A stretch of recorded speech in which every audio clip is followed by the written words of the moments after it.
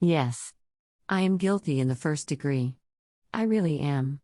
I've been a bookworm, a bibliophile, a book lover, and even too bookish ever since I could remember. You're not totally right, though. Being one wasn't that too popular at all times. Thus, it had been something I'd rather not flaunt or boast about. Well, I guess, I was merely too engrossed with reading for my subjects and to satiate my curiosity that I barely had time to chat about anything of that sort at all.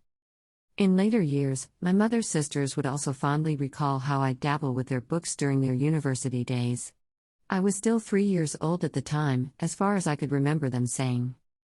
Fast forward to my own university days, guess what had been one of my first summer jobs?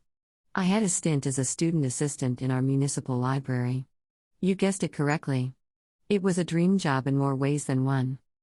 Having stated all that, and even if it isn't a hashtag Throwback Thursday or hashtag Flashback Friday day today, I think it's but apt to think about the good old days more. Here were my top picks at that time.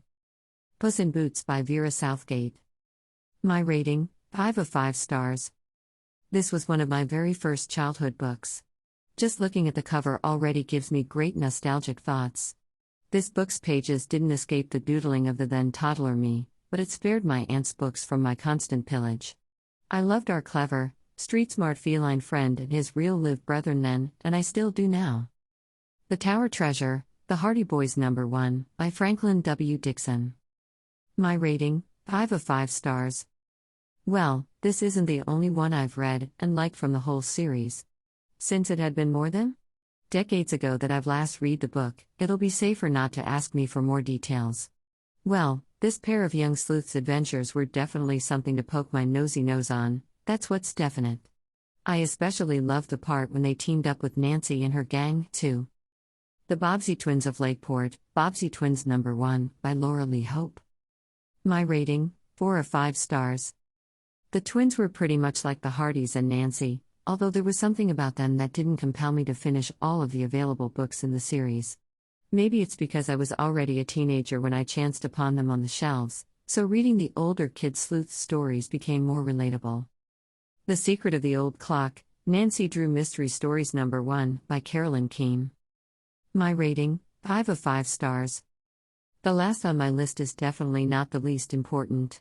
In fact, I've read every single book not only in this Nancy Drew series but of the other series.